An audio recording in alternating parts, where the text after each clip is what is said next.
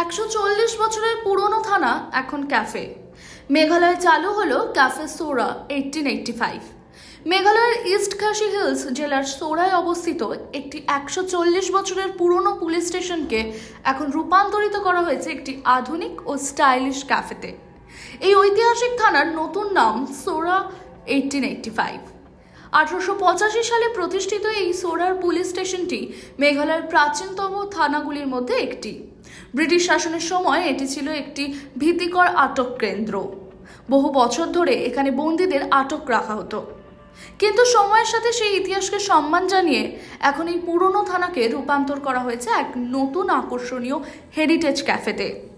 ক্যাফেটির নাম রাখা হয়েছে সোরা 1885, the heritage cafe and restaurant, কারণ থানাটি প্রতিষ্ঠিত হয়েছিল 1885 সালে। এই ক্যাফের বিশেষত্ব হলো লোকজন এখন সেই জায়গায় বসে খাবার উপভোগ করতে পারেন, যেটা একসময় ছিল lock-up. As Sora 1885, the Heritage Cafe and Restaurant. So basically it's because this police station is the oldest police station in Meghalaya, which was established in the year 1885.